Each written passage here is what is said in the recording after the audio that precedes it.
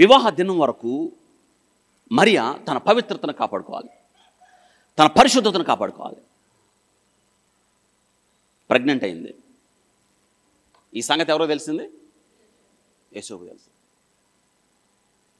మీరు వినండి, యోసేపుకి ఎలా ఉండి ఉంటుంది?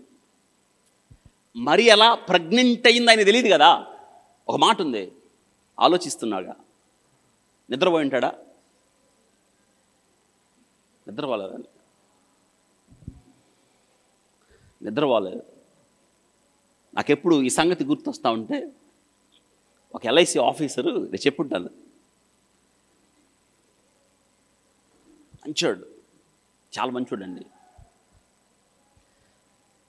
పెళ్లి చేసుకోవాలనుకున్నప్పుడు వరంగల్లో ఒక సంబంధం ఉందని వెళ్ళాడు. వరంగల్లో ఆ అమ్మాయి మంచి కుటుంబం, భక్తి పరులని వెళ్ళాడు.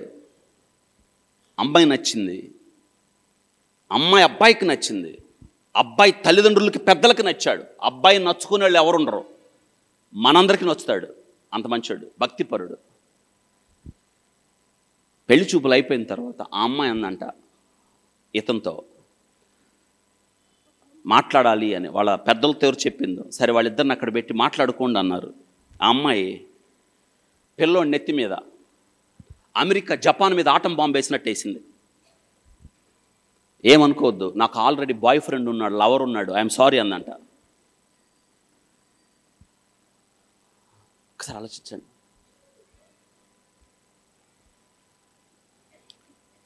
చెప్తున్నాను, నాకు అన్న చచ్చినంత పని అయింది నాకు.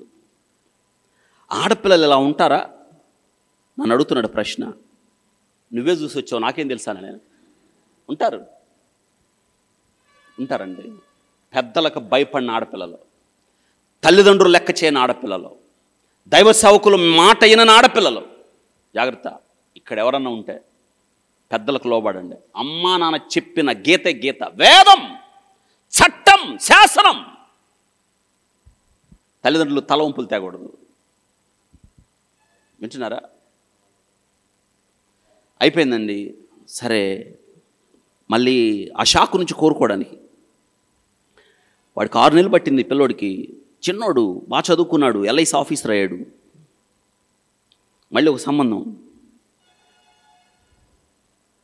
అంత అయిపోయిందండి, కుదుర్చుకున్నారు. ఏమైందో తెలుసా? అగైన్ మళ్ళీ షాక్. ఇంకా కొన్ని రోజుల్లో పెళ్ళనంగా ఈ పిల్ల ఇంకొకటి తెలిపోయింది.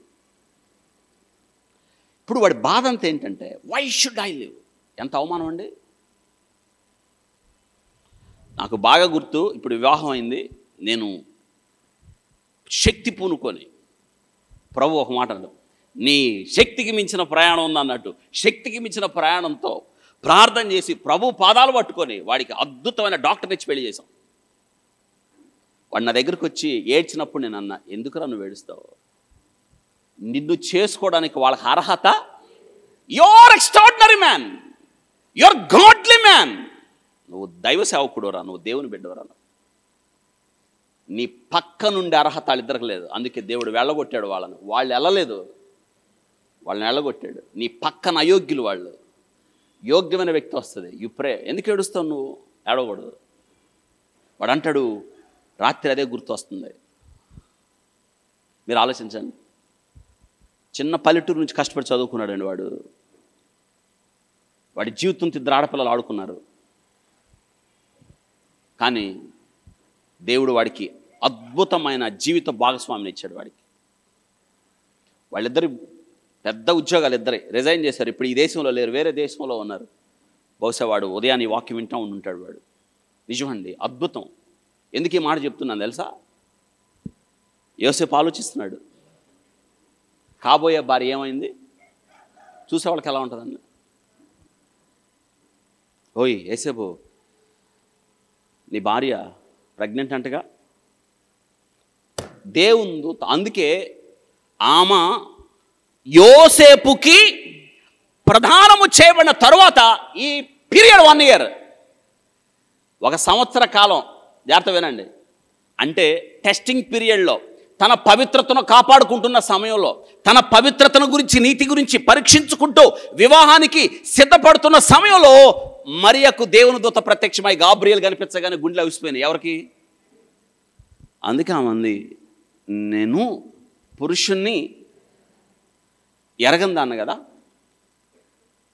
దాని అర్థం ఏంటంటే, నాకు ప్రధానమే కదా అయింది, నాకు వివాహం అవ్వడానికి ఇంకా టైం ఉంది కదా, వివాహం అయితే కదా నేను నా భర్త కలుసుకొని బిడ్డలు పుడతారు. ఇది ఎలా సాధ్యం? నా భర్త ఇంకా రాలేదే నా దగ్గరికి, ఇది ఎలా సాధ్యం అంటే పరిశుద్ధాత్ముడు నిన్ను. దాని అర్థం ఏంటంటే, నువ్వు ప్రధానము చేయబడ్డావు కాబట్టే దేవుడు నిన్ను ఎన్నుకున్నాడు. నీకు ప్రధానము చేయబడ్డ యోసేపుని ఎన్నుకున్నాడు తండ్రిగా ఉండడానికి. ఇది దేవుని సమయం. చూసారా? It's God's timing. దేవుడు మన జీవితాల్లో ఎప్పుడు పని చేయాలో, ఎలా పని చేయాలో, ఎక్కడ పని చేయాలో, ఎవరి ద్వారా పని చేయాలో దేవుడికి బాగా. దేవునికి మన సలహాలు అవసరం లేదు. ఇప్పుడే పని చేయ ప్రభువా అని అడగాలే పరిస్థితి మనకు లేదు. సరైన సమయంలో, సరైన రీతిలో, సరైన పద్ధతిలో, సరైన వ్యక్తుల ద్వారా దేవుడు మన జీవితంలో పనిచేస్తాడు. Wait upon God.